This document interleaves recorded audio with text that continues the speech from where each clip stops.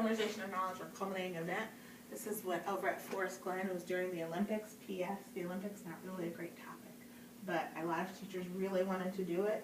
It's not close to us at all, and they couldn't bring experts in at this time of the year. I think they were on at like 3 in the morning, and so it really wasn't something that was, it was relevant, but it wasn't great for the younger students. But they made it work. This group right here was doing jujitsu down there, and then they had a weightlifting station over there, and they rotated throughout during their culminating event.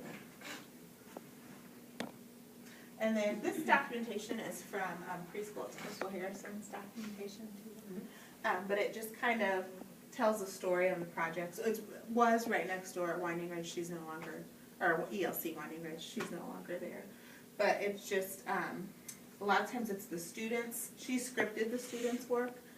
Around 3rd grade, I started to have my students help me with documentation, and then I would train about 5 or 6 at the beginning of the year, and then I'd have them train some other people on documentation, other students. So by the end of the year, at least half of my class, if not more, could be documenting, and that was one less thing that I had to be managing,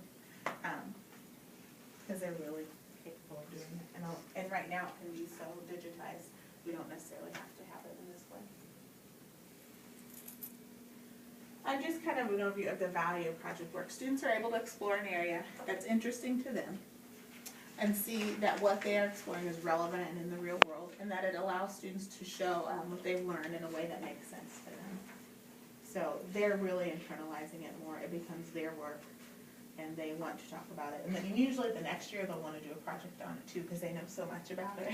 So start talking with your colleagues, because I know we get a lot of kids wanting to repeat a project because they knew so much about it. Sometimes that's okay because they go in a different direction and learn more, but it's all right to not do the same project every single year.